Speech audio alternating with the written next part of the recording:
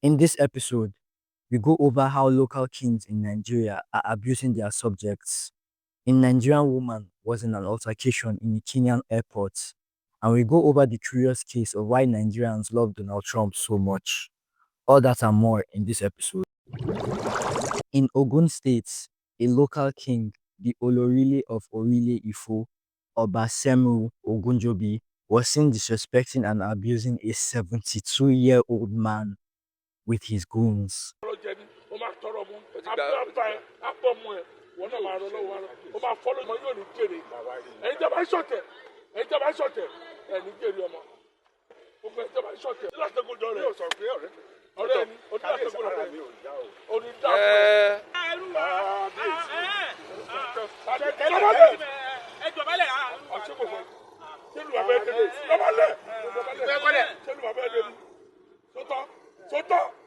The reason was that the man, who is a chief himself, allegedly showed support for another person for a position, and the king didn't like that. In the video, he was calling the man a conspirator and a betrayer. Because I love you guys, let me translate what he was saying for you. In the video, and I quote, he said, "Your children will not succeed. It will never be well with you, your wife, and your children. You will continue to live in abject poverty. You will die and you will turn blind. The entire Ifo land belongs to me. I will send you to prison." Remember this. I believe our literacy students out there will call it foreshadowing. I own the entire Nigerian police force. Even if you die, we shall bury you and nothing will happen and nobody will even know. Yada, yada, yada. Well, the video went viral and the king at first shamelessly denied that it was him, even though people within the community and the man himself all identified it to be the king. Then he later confessed. Then he got arrested and is in prison and can't even pay bail. Ironic. And he has been suspended from his title. I hope they send the people around him to prison too. How can you be so shameless to stand there and even record someone beat a 72-year-old man? Who was recording this? Now, genuine question. What do these local kings actually do? Like, I'm actually being genuinely curious. Like, it's not like they make the laws. Like, what is their use? Like, because a lot of them, it seems, actually just abuse their power. So what do they actually do? Anyone out there, please write it in the comment because I have no idea. Genuinely, I want to know. Somebody tell me! Do you hear me? I have to know! I have to know! A Nigerian woman was in an altercation with a Kenyan Airways staff in Kenya. You won't take. You come and take my phone. We are not going to Touch my phone, then you will see.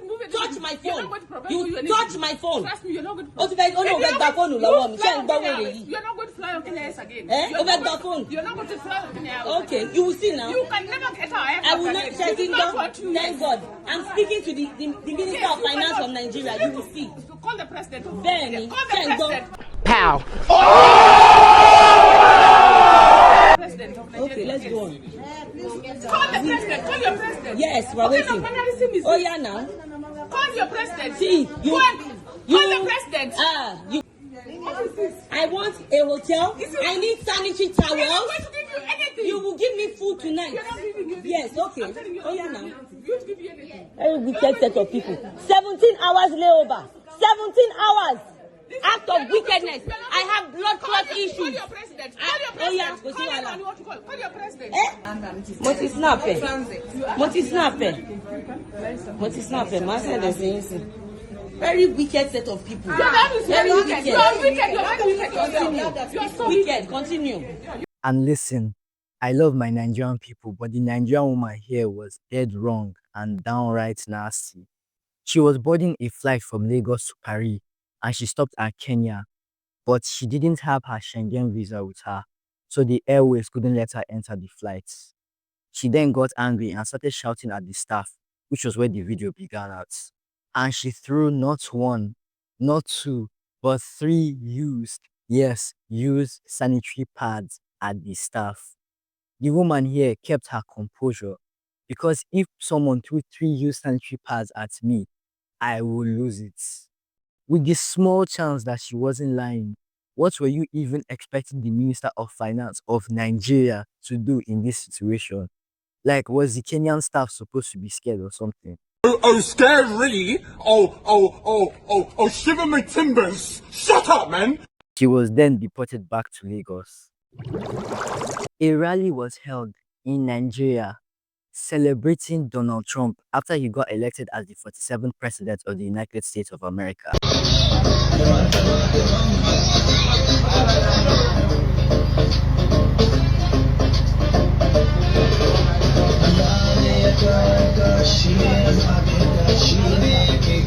It just got me thinking, why? Why does Donald Trump have a chokehold on Nigerians so much? Why do we Nigerians love him? Donald Trump doesn't know us like that. And I can bet you the thoughts he has of us are negative. Now, if you go outside in Nigeria and you see people talking about Donald Trump, especially elder men and women, 99.9% of the time, they are praising him.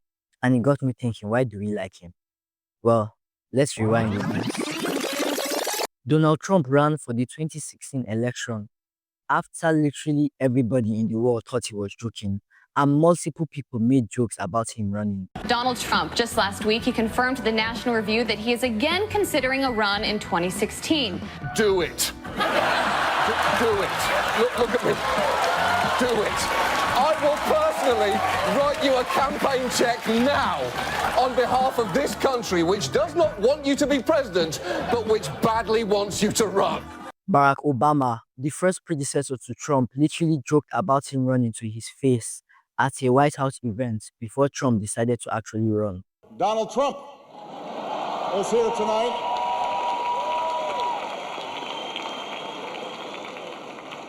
Say what you will about Mr. Trump. He certainly would bring some change to the White House. Let's see what we've got up there.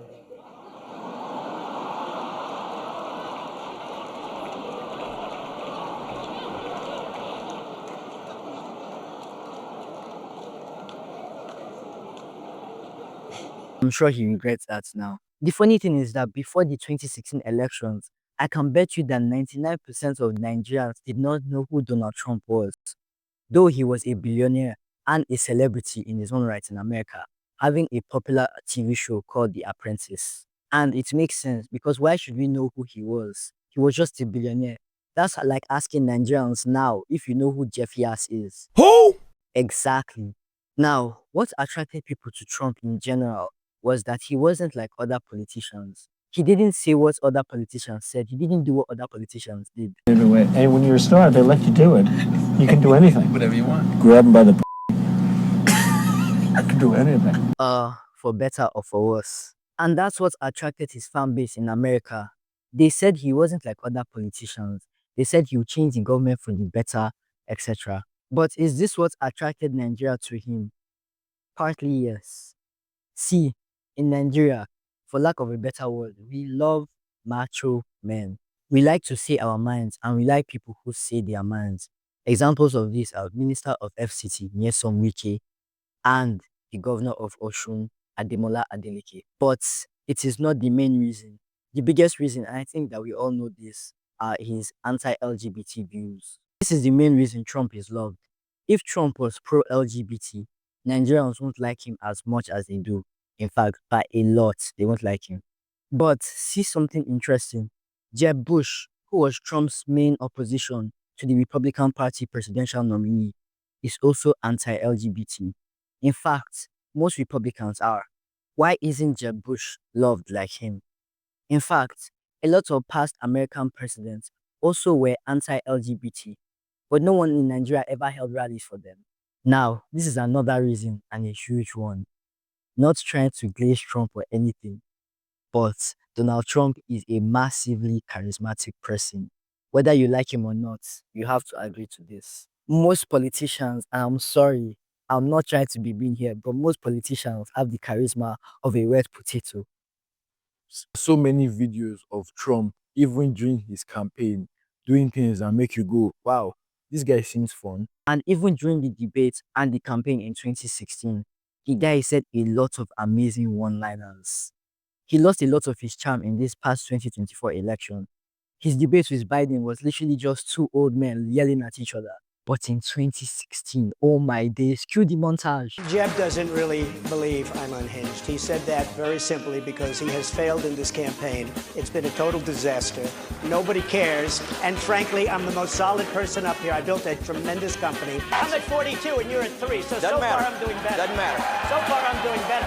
You know, you started off over here, Jeb. You're moving over further and further. Pretty soon you're going to be off the end. It's just awfully good that someone with the temperament of Donald Trump is not in charge of the law in our country. Because you'll be in jail. Secretary Clinton, you called women you don't like fat pigs, dogs, slobs, and disgusting animals. Your Twitter account... Only Rosie O'Donnell. No, it wasn't. First of all, Rand Paul shouldn't even be on this stage. He's number 11. He's got 1% in the polls. And how he got up here, there's far too many people. Anyway, as far as... What did he say fuck me for? Charisma draws people to you. And that's what I believe drew us Nigerians to Trump. That and other factors too. There's a lesson in here. Charisma and people skills will take you so far. So you, yes, you, drop your phone, go outside and touch grass. Sincerely. Staying home all day isn't a flex. Go socialize, learn people's skills, and maybe when you grow up, you too become the president of the United States. Please subscribe. Please subscribe. Huh? Please subscribe.